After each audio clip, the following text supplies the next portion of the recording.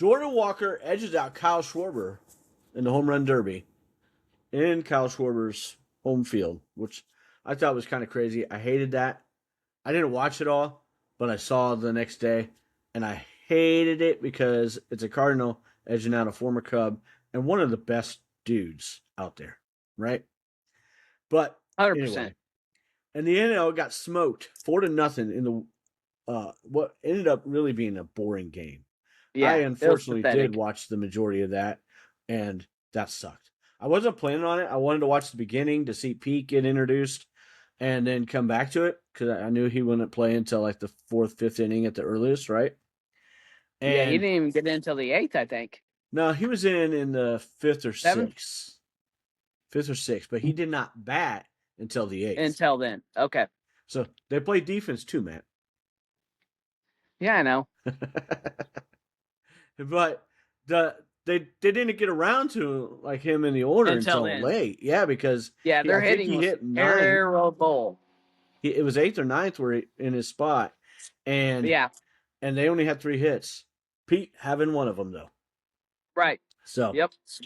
He's Matt Butler. I'm David Butler, and this is Clark and Addison, Born into the Ivy. Don't forget to like and subscribe and leave us a 5-star review on YouTube and or any audio platform. Also, don't forget to follow us on Facebook at Clark and Addison, Born into the Ivy, or on Twitter at dbutler79 and at Born into the Ivy. The Cubs, 54-42, 12 games over 500, 5 back in the Central, and own the top spot currently in the wild card standings by half a game over the Phillies. They also own any tiebreaker with the Phillies. They went 6-1, I think, against the Phillies. So, like they're done now, right? With the Cubs and Phils? Yeah. Yeah, they play in the second half. No more games for them. No. That's what I thought. Okay. So the Cubs got them at the right time because the Phillies are rolling. Don Mattingly has got that team going in the right direction. Like that's a very good team.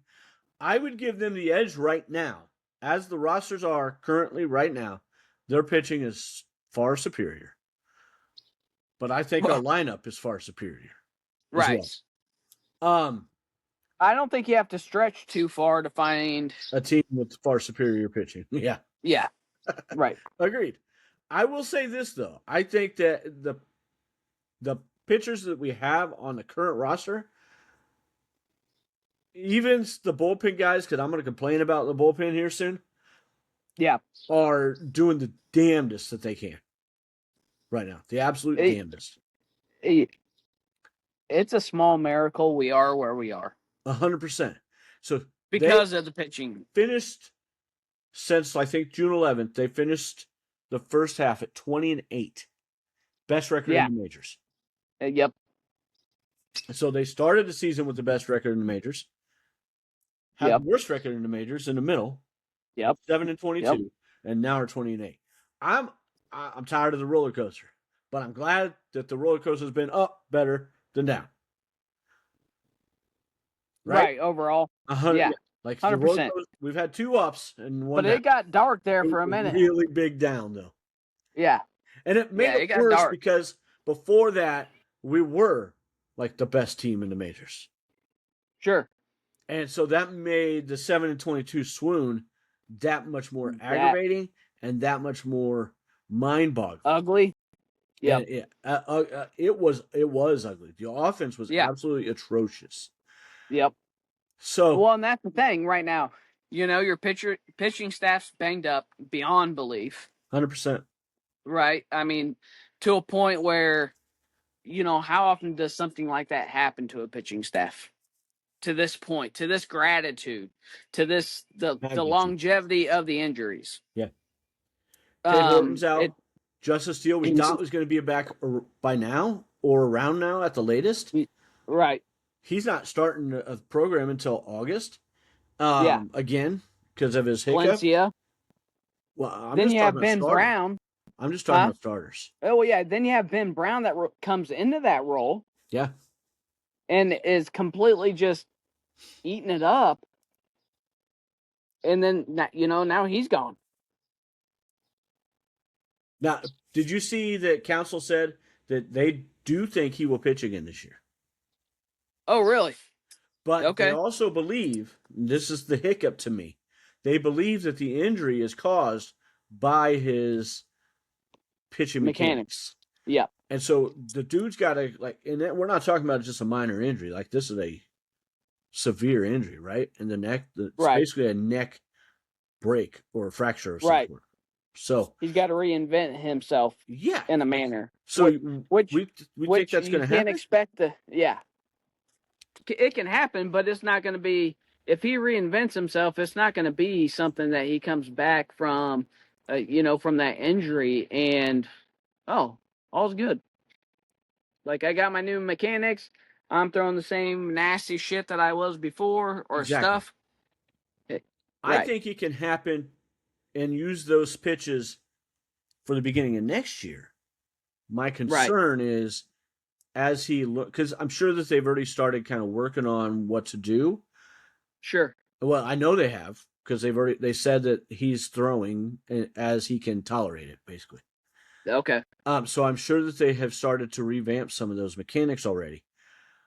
But how comfortable is he going to be able to pitch with the same effectiveness So in then you look at September it. and or August? Sure. Then you look at it and, like, do you just shelve it for the year? Yeah, my guess is they don't. One, I think Ben is very optimistic about it, and that makes a huge difference, right?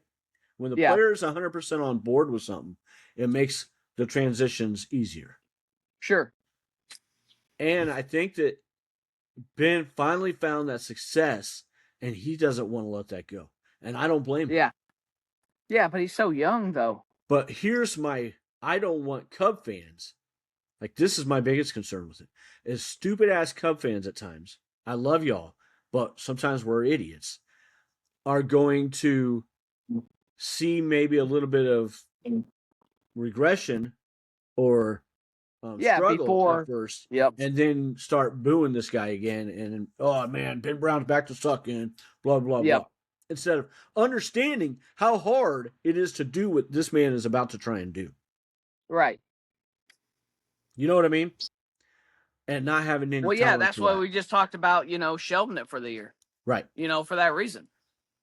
Because there's going to be hiccups. But if he can, Justin Steele coming back and being just like he was at first is just as daunting. Yes. As that. 100%. It's been one of the weirdest seasons in recent memory. And again, a reminder that this is the Cubs' 150th year of existence as a team and a ball club. That's awesome. Yeah. And I think probably one of the weirdest seasons ever in those 150 years. Sure. Crazy. Absolutely. At least since we've been alive, right? Absolutely. Oh, 100%. Go, Cubs, go! I'm getting old, so.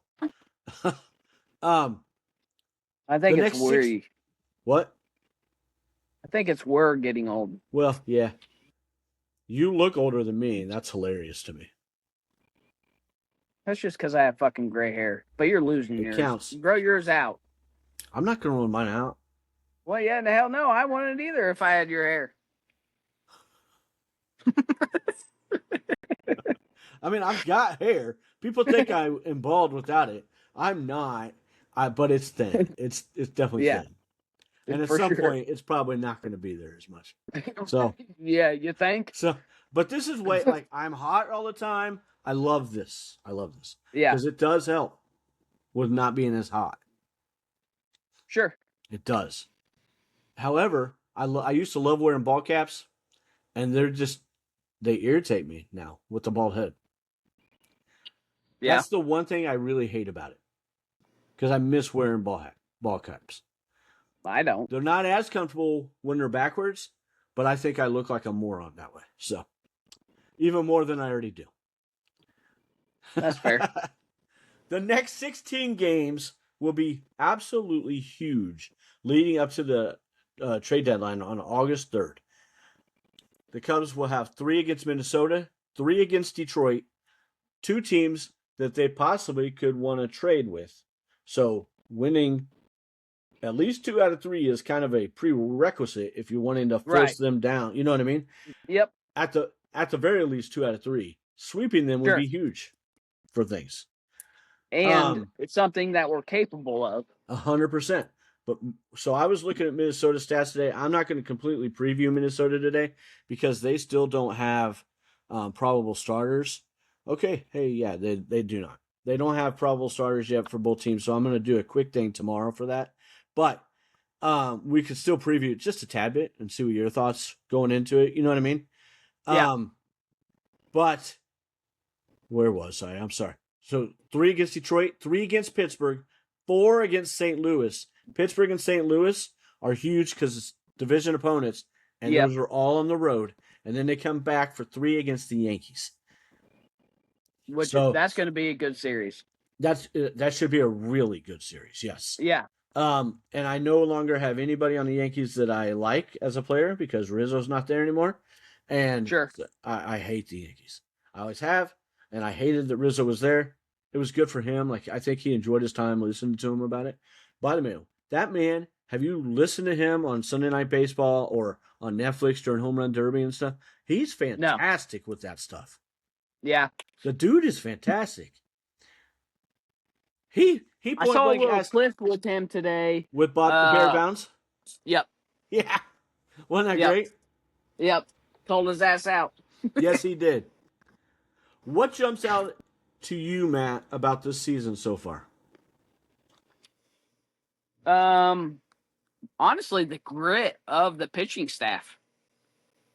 I would argue the team in general, but I understand what you mean because of right. I'm going to knock on wood before I say this. Minimal injuries to the position players so far. Right. Outside of Matt Shaw. And early on with Seiya. But yeah, and Swanson had a little stint, but it was short, right? Swanson really wasn't, he never had an injury stint. They sat him for a little bit because of his position, the way he was playing.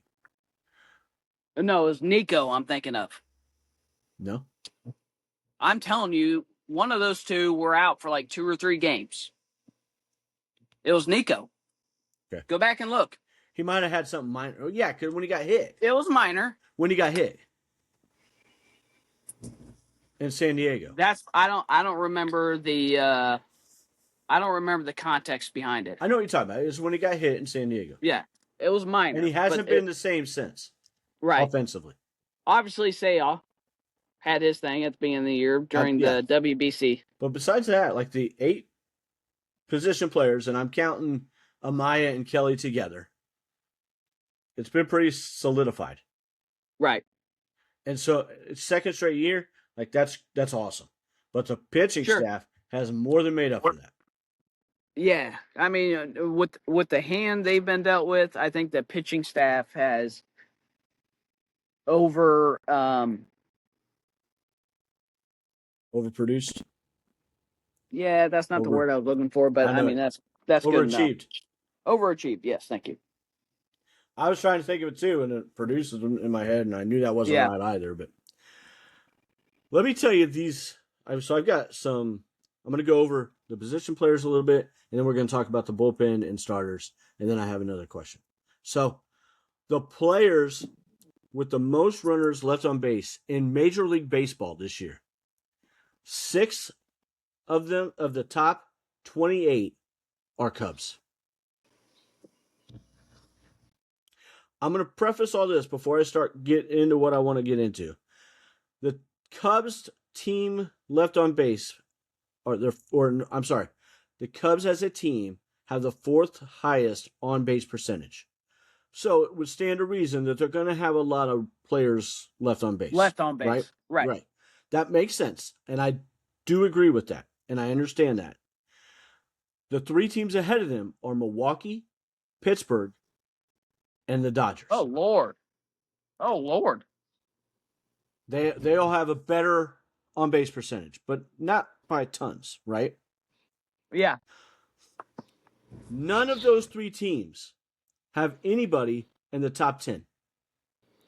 The Chicago Cubs have 4. Happ is number 1 at 198. Bregman is number 2 at 197.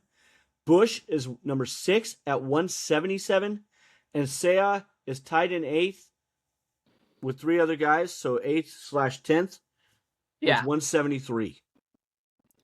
Okay. Nico is 19th at 164. Again, none of the other 3 teams have anybody ahead of Nico. And Dansby is 25th/28th, tied with 4 guys, at 158. We Okay. have 6 in the top 28. The Dodgers have 3 players in that top 28 as well. The Brewers have nobody. Their top guy is 29th, William Contreras. Okay. And the Pirates' top guy is Brandon Lau in 31st. Wow.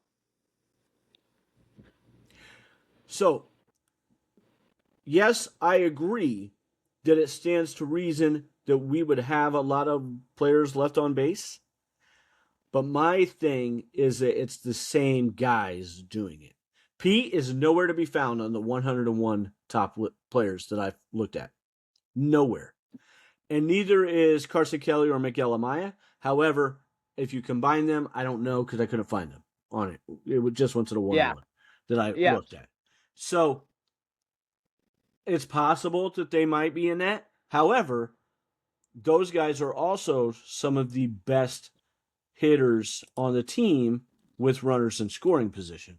So because of that, I'm inclined to think that they are not in that top 101. But that's just me speculating. Amaya is 4th on the team with a 314 batting average. Carson Kelly is 5th with a 299 batting average with runners in scoring position. Consequently, the only one of those guys. Amaya's hitting 314 with runners in scoring position. Yep. That's impressive. He only has 46 at-bats in that span. But together, the catchers are hitting over 300 and 123 plate appearances. Okay. They have 25 hits in that span and 35 RBIs. 38 RBIs. 31 hits. I'm sorry. So, of the 6 guys that I just said, Michael Busch is the only one who's hitting above 210 with runners in scoring position. He is hitting 276 with 125 plate appearances, 27 hits, 37 RBIs, with a strikeout rate of 17.6. The others, Dansby is leading the other 5 at 209 average, Nico at 206, Bregman just got up to 200, Seiya 198, and Ian Happ is the worst team on the club that is still on the club because Carlson and Kingery didn't have any hits. Happ 168 batting average with runners in scoring position. Runners in scoring position, He has 122 plate appearances. The only 2 with more plate appearances in said instance on the team is Bregman and Busch. Okay. That's it. Ian Happ is a problem, and he has been for a while.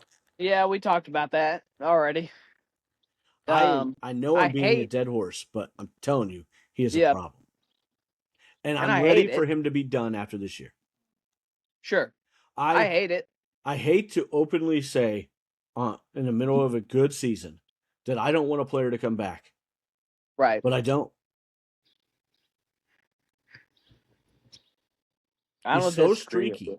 He's so streaky. I don't disagree with you. And when he gets his numbers, more times than not, and by a long shot, and I think these numbers back this up, he does it in instances that don't matter nearly as much. Right. Bregman's starting to come on. Seiya's starting to come on. Some. Seiya is really streaky too. Like, there's no denying that. Right. So here's the problem with what I just said.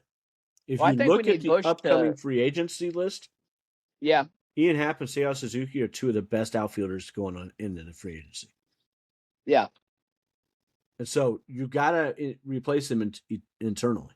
Well, you know who we pick or keep. Or via trade. Or should. Huh? Or via trade.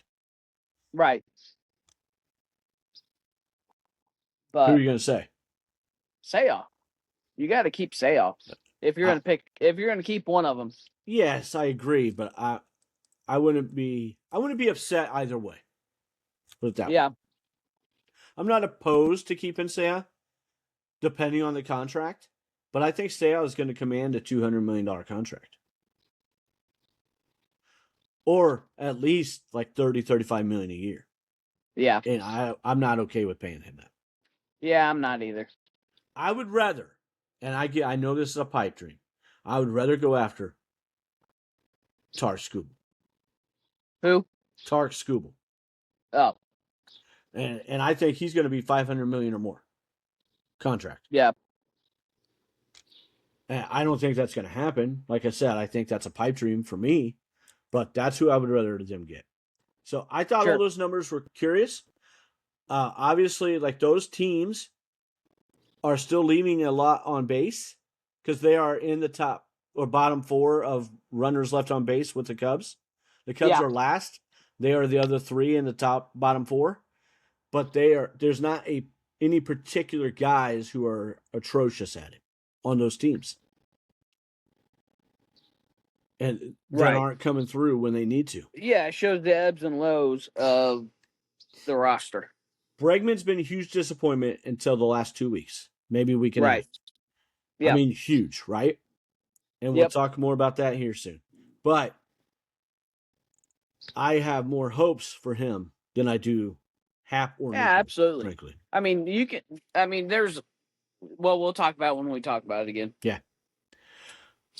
In the bullpen, as it currently stands, we got Jacob Webb, Ryan Rollison, Trent Thornton, Caleb Thielbar, Tyler Ferguson, Gavin Hollowell, Drew Pomeranz, and Phil Maton.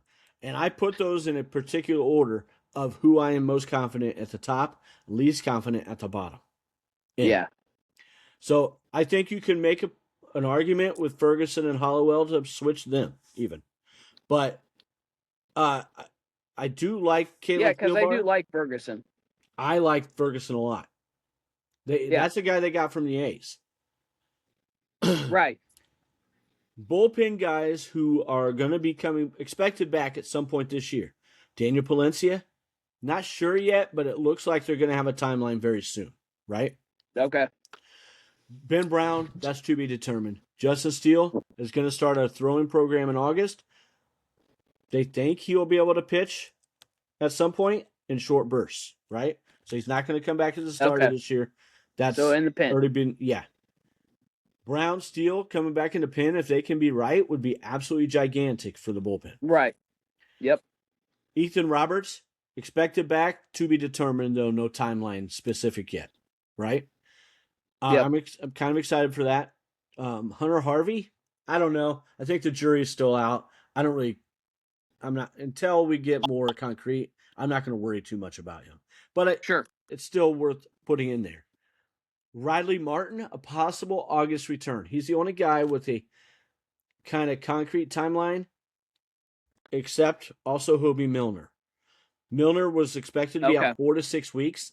4 weeks would be the end of July, 6 weeks mid-August after his appendectomy. And the way that guy was pitching, if he comes back and is any kind of semblance of that, that's awesome. And it will be a huge trade deadline addition, right? Right. Palencia, maybe one. This is what I think we can count on. Palencia, Milner, Brown, or Steele. Yeah. Riley Martin would be huge, but there's no guarantee he's going to be what he had started to be because he's like, this was his rookie year, right? Yeah.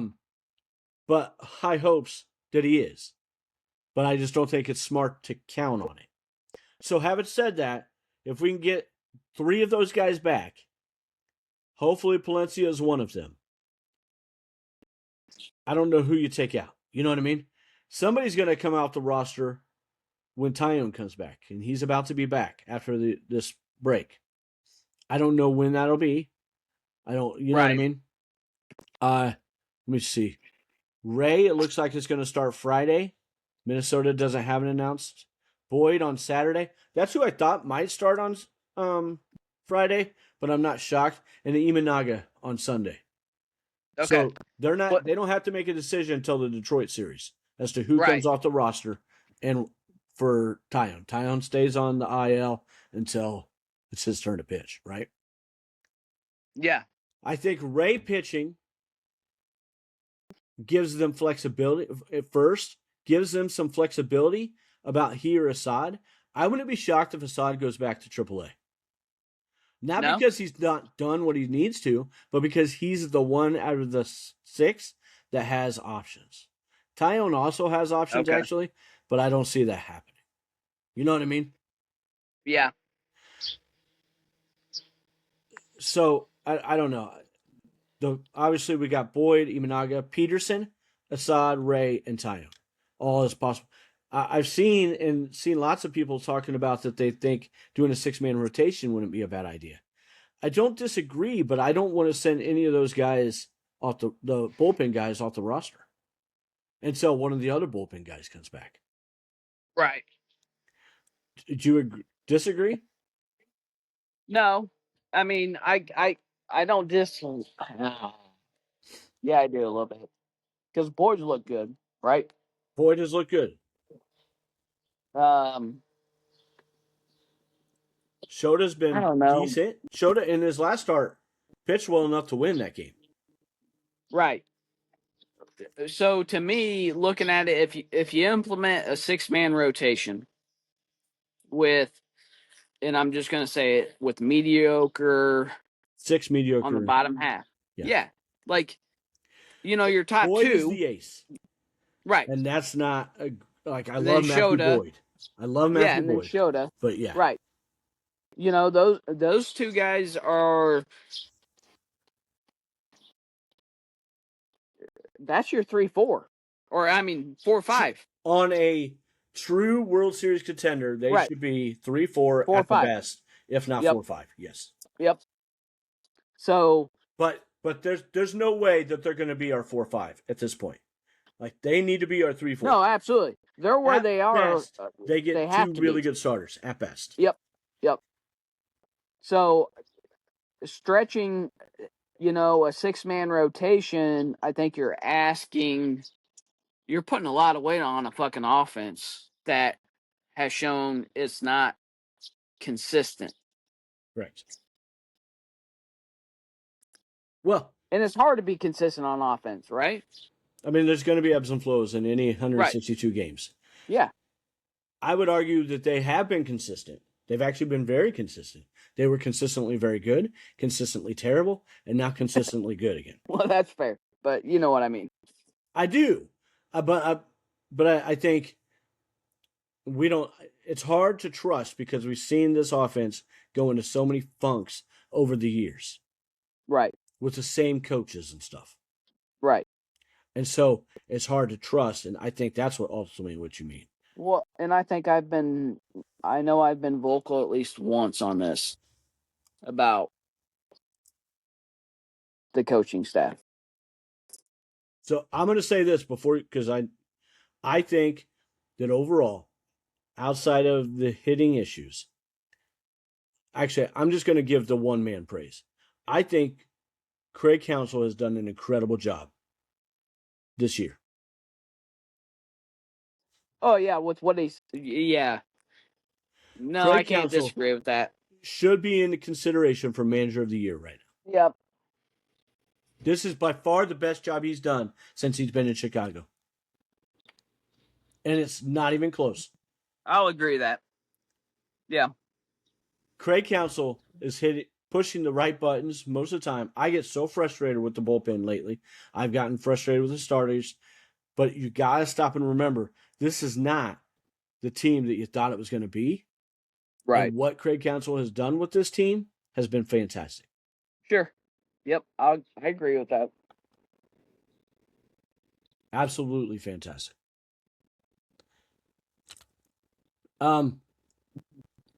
Trade targets. I'm going to share some trade targets with you that I really want them to go after. But I want you to tell me first what 2 or 3 guys that you can think of that you would love to see, like in a perfect world. Don't worry about what the prospects would cost.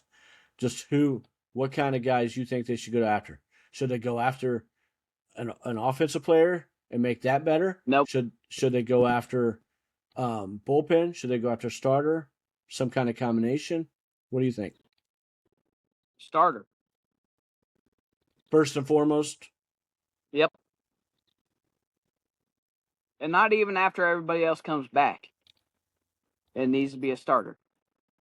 Like, with everybody coming back. What do you like? What April. kind of starter are you talking about? Paul Skeens. Well, he's not available. I'm talking about that level. Okay. So, is there a guy that's available like that? Besides maybe Tark Skubal? And I think that's still a maybe. Yeah. And the answer's no. More than likely, right? But unfortunately, I think I think that it is. So I'm at the point where you don't go big splash in free agency, or I mean at the trade deadline. But you don't do it. No, you don't have to. There is no way the team as it is, even with some of the guys coming back, can win the World Series. I don't think. Not with the pitching staff. No, and I don't disagree with that. But I feel like with everything that has happened, right? Because the things have to fall into place for the bullpen too. Great. I think that there's a bigger chance of getting enough pieces back as the roster is right now for the bullpen, though. Right. As long as Palencia can come back and Milner can come back. So what I'm saying is that I don't think necessarily that we need to have our eye on the World Series this year. I disagree.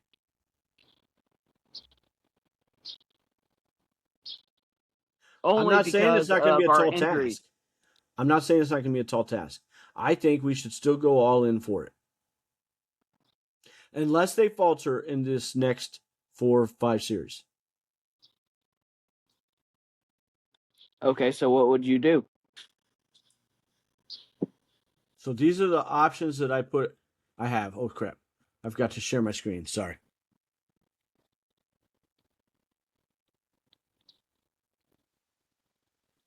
So for starters, I think they should go after 2 of these 5.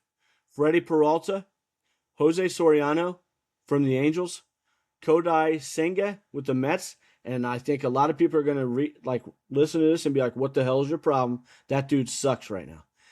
And they're not wrong. Logan Webb, who Giants have said they are not willing to trade, but I think in the right offer could get him. And Reed Detmers of the Angels.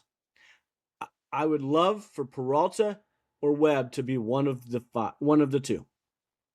Because that becomes like the ace, right?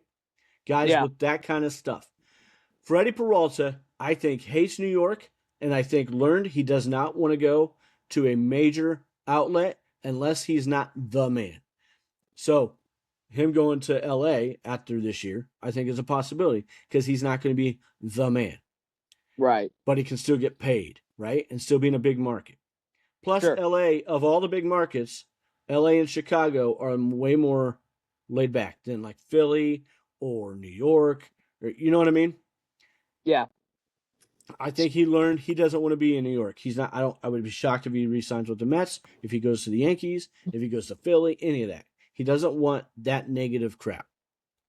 I think Chicago, the Cubs, would make a little bit of sense for him because he's got good familiarity and a good relationship with Craig Counsell.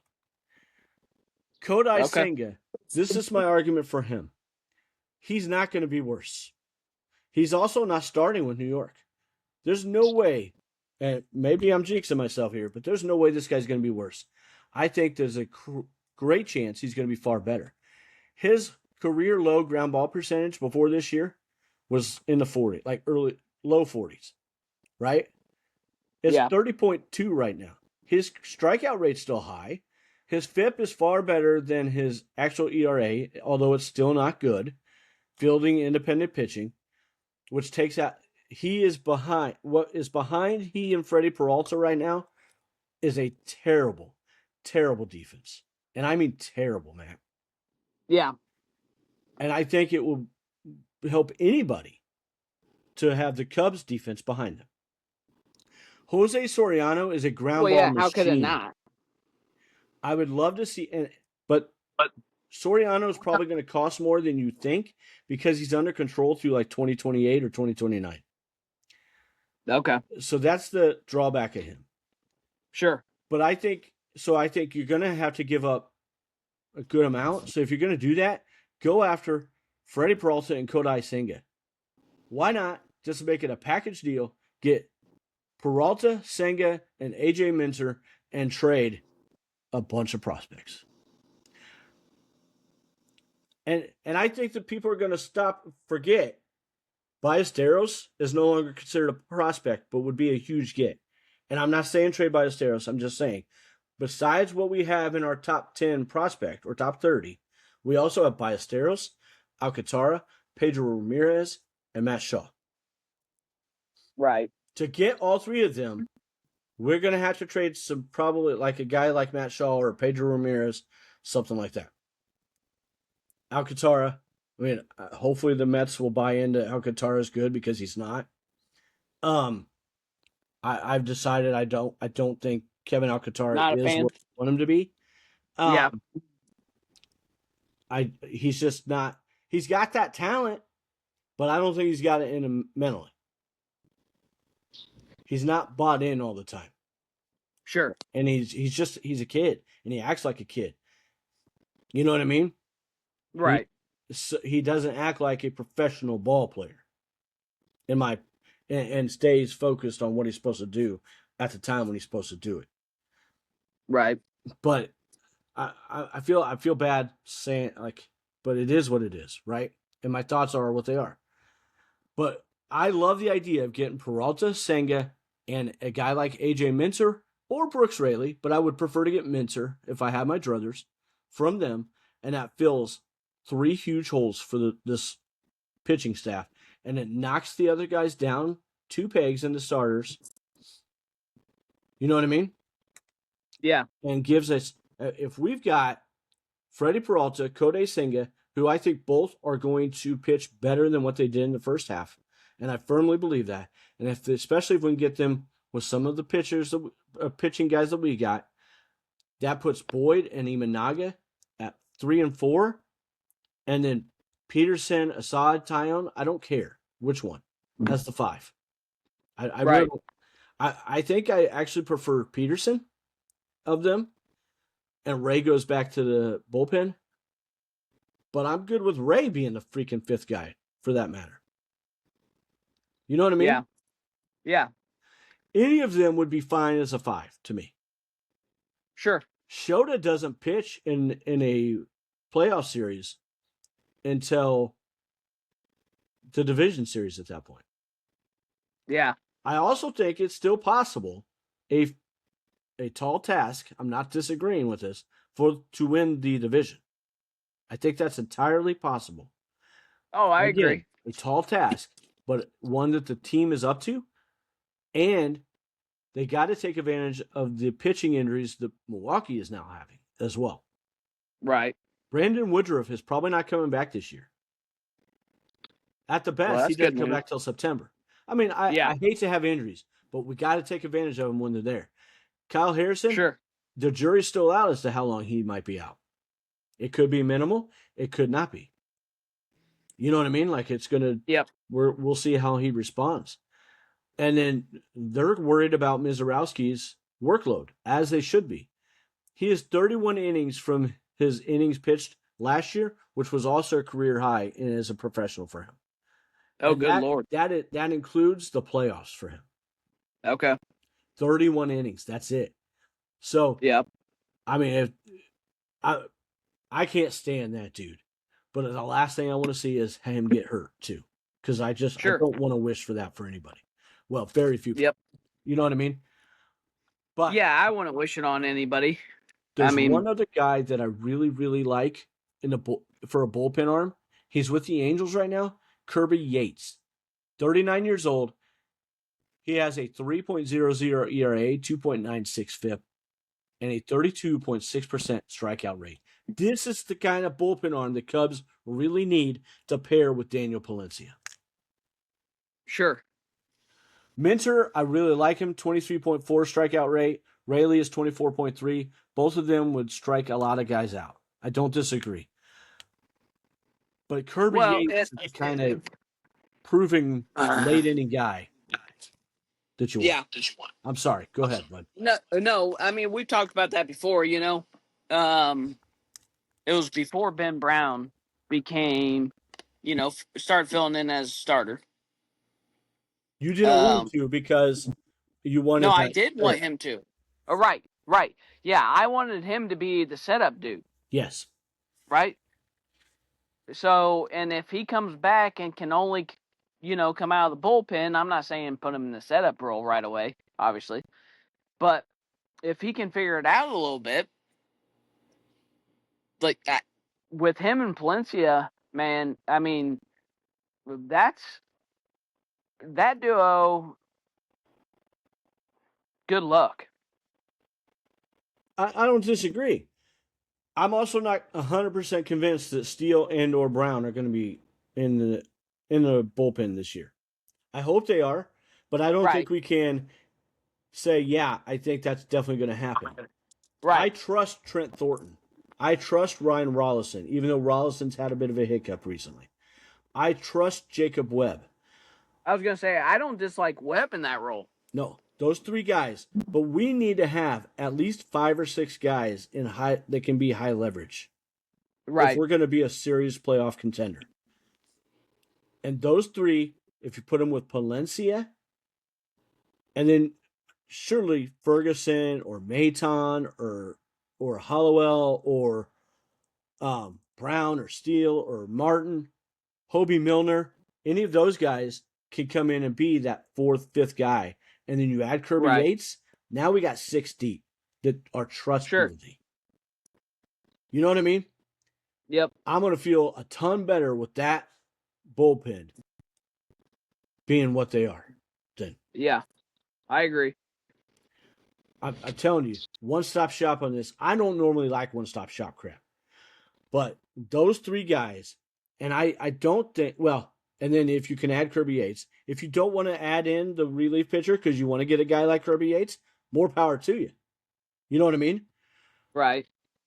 But I don't think any of them are going to cost a ton.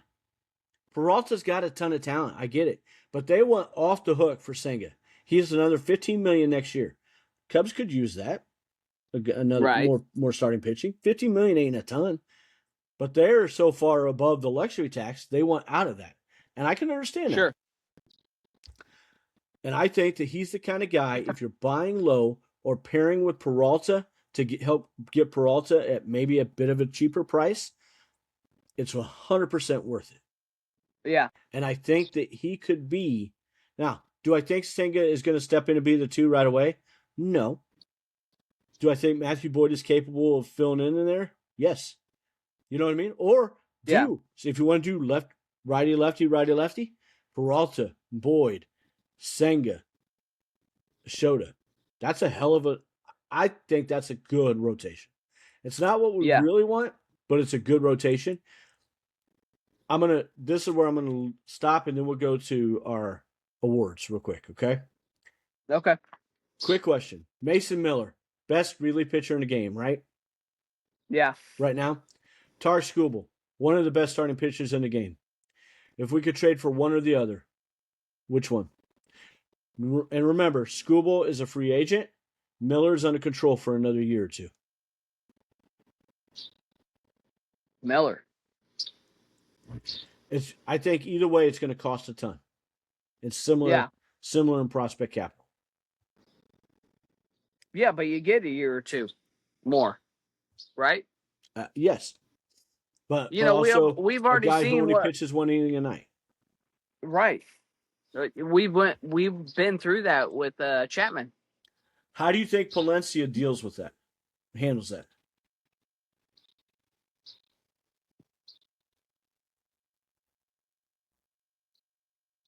Probably not good. I worry about that too. Yeah. Now, I'm not saying you shouldn't do it. I'm just saying maybe Palencia needs to be in that trade. Right. And so does it take away from adding a guy like Mason Miller then some? Right. I love Palencia. I do too. And I want him to be the closer. But a guy like Mason Miller is hard to pass on. Right. So, all right. No, that's not what I want to do. Sorry. All right. I wanted to stop sharing there. I almost stopped the whole thing. My bad. Biggest surprise in a positive or negative way for the Cubs this year so far? I have one for each. Okay. Ben Brown, positive. He was By not far. as First, huge of a surprise for me. well, so it will be for most people though. I agree. But you knew the stuff was there, right? But the dude was putting it freaking together. Like that guy was hurling like It was top awesome. tier. Top tier. And it just was devastating that he got hurt. Yeah. Your heart fucking bleeds for the I'm sorry. Your Go, heart Cubs, bleeds for the guy. go! Like Absolutely. for real. On the other side of it, probably Mo. Mo Baller? Yeah. Yeah. I don't know that he's the biggest disappointment for me. I think that Nico is my biggest disappointment right now. Yeah. And what he's done. He was so good early. Right. And then he's just really tailed off. And I don't know if it is Well, him so getting here's hit. why Mo is for me.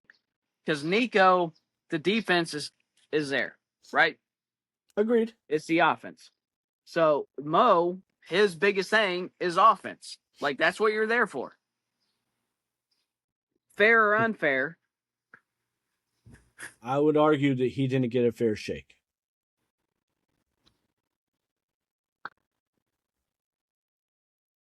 Why so? Like the DHing? Yeah, he was up and down. Like he wasn't starting consistently. Yeah. And maybe. It's hard for any player, let alone a young player, to do Yeah, that. you look at Conforto. Yeah. Even. It's very hard for anybody to do that. Yeah. And Conforto's been around the block. And they finally recognized it and sent his ass down. Yeah. So so I jumped the gun and went with Nico as my most disappointing player. My biggest surprise has been what Ryan Rollison has been able to do this year. I have really enjoyed watching him pitch and seeing the maturation for him. You know what I mean? Yep. Who's your most disappointing player? Well, I just went through that. Oh, yeah. When I did the double. Okay. Mo's best my... starter. Do what? Best starter for you. Yeah.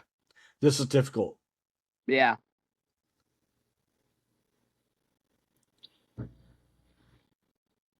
I'm going Ben Brown. Yeah. I know it wasn't as much as you would want, but he was absolutely dominating in the starts. Yeah. And it was just a else small sample. Close. Yep. Yeah, and honestly, I think the only person that could rival that in any way, shape, or form would be Matthew Boyd. I would argue Colin Ray. Well, yeah. Colin Ray's such a damn roller coaster, though. Yes and no. He's pretty consistent for the most part.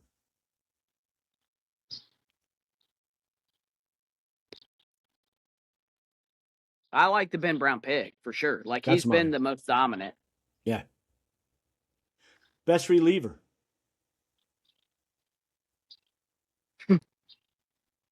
Also hard.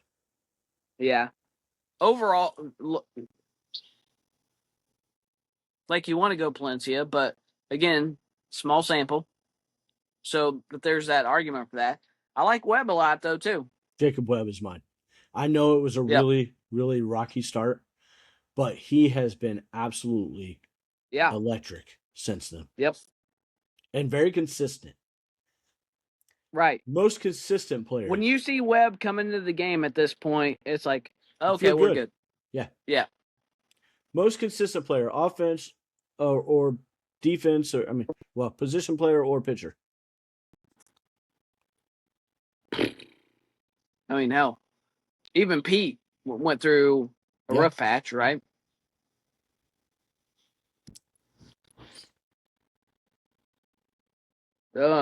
Okay. Here's a good one. Carson Kelly. Mine too. Yeah. Yeah, that's awesome. He is. Like I said, any 162 He's the David games. Ross of this team. I don't know about that. No, I'm just saying like light. As far as what he brings to it, not necessarily because he hits better than David. He does. Yeah. He calls a game just like David, though. Yeah.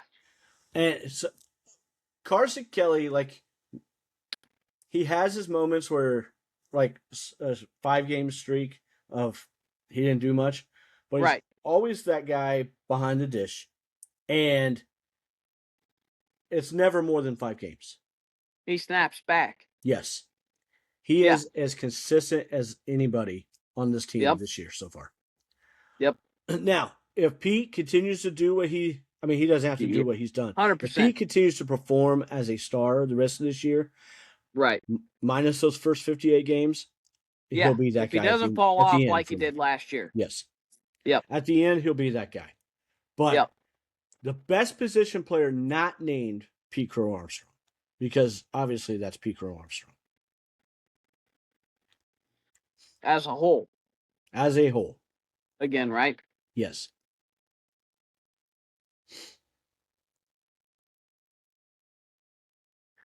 Okay, so I'm half tempted to go back to Carson. I don't dislike that.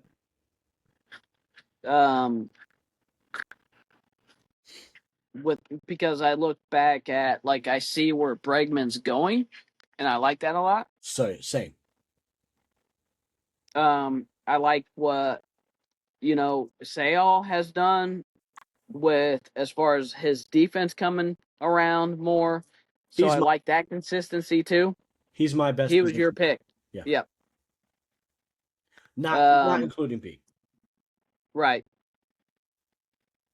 So I think you can make an argument with.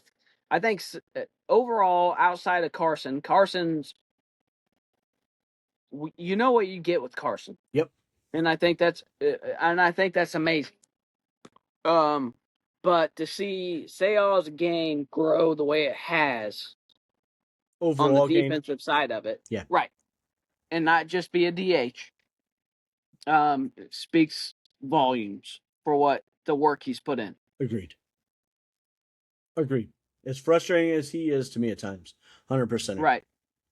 I actually considered Dansby as well, but I just couldn't do it. The way he's come on? Yeah. Because you know what you have with him defensively. Like, the dude's an animal. He's a dog. I just couldn't do it because of his porous offense. Right. I hope him swinging that stick carries over to the second half. If you can get Dansby Swanson hitting 230 to 250. It's a tall task. I'm happy if he's hitting 210, 220. I'm ecstatic with that. Yeah. But if you can hit him, if he gets 230, 250, I mean, it's not going to happen. Yeah, probably not. But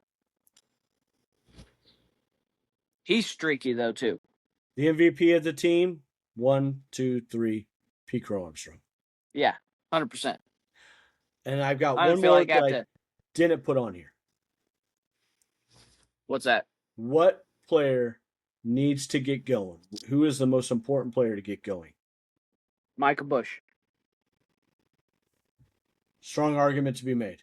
I think there's a strong argument to be made for 3 players. Bregman, Busch, and Nico. Yeah. At this point, Ian Happ is what he is. He's going to get hot. He's going to have cold. A 4 or 5 game skid where he just crushes the ball. and then he's going to have another 30 games where he sucks ass, and he's going to Yeah. play solid defense and all that.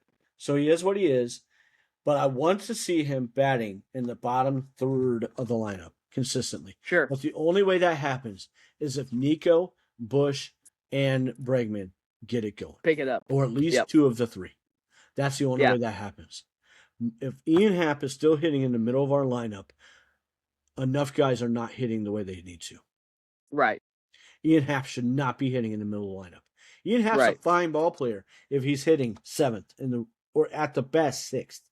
Sure. He's fine in that spot then.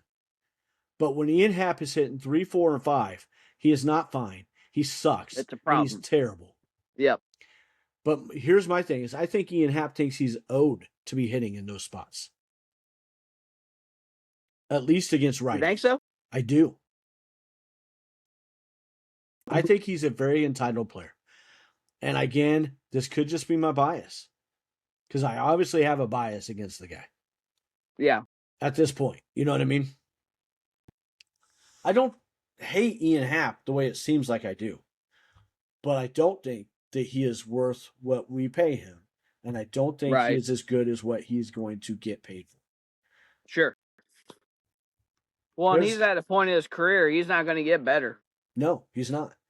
There's a guy that I listen to who is convinced he's going to go back. He's going to sign with the Reds in the offseason. Okay. And more power to them. He will hit more home runs there. See ya. He'll hit more home runs there. And he'll do it like, that's fine. But just go. Yep. All right. Thank you. Twins. What do you think is going to happen with the Twins? Quick. 2 or 3. 2 or 3? Yep.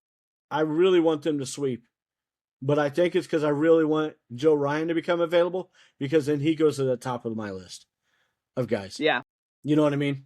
Yep. And so I don't think that's going to happen, though. I think you're right. I think 2 out of 3 is very fair to expect, and I really hope that's going to happen. Thank you for watching and or listening to Clark and Addison Born Into the Ivy.